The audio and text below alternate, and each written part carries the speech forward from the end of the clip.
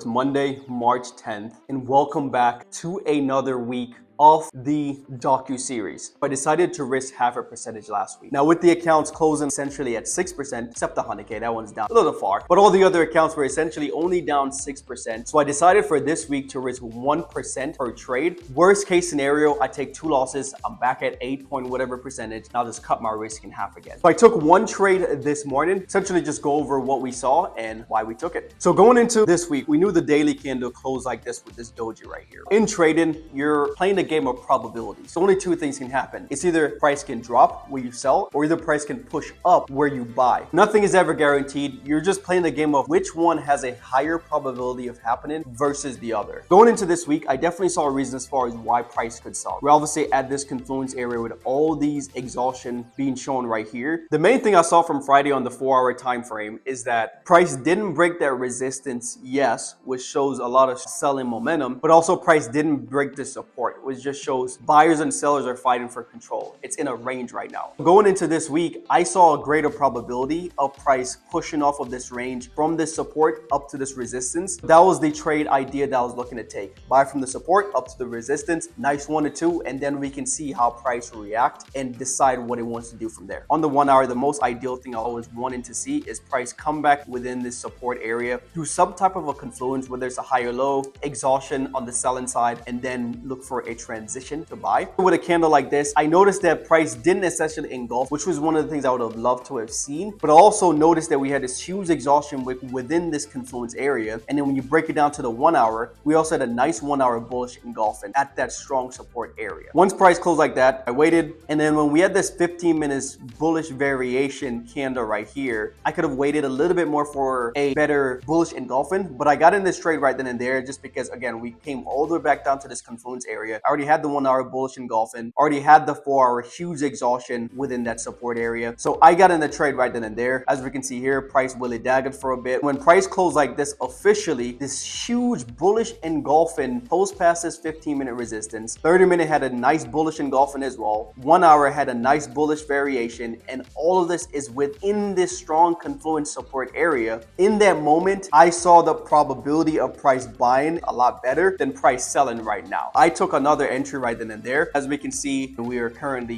here. For the top tier challenge account, it was down to about 6.15% drawdown last week. I risked 1% on the trade. I took a loss, so it's back to about 7.24. The 100K was down about 8.87%, back at 9.34% loss. 200K account, it was down about 5.5, 5.65. Took 1.11% loss. Blue Guardian accounts, very similar. They're about 6.15, 6.05 respectively. Down now to 7.17 as the max drawdown, and the other account is 7.04.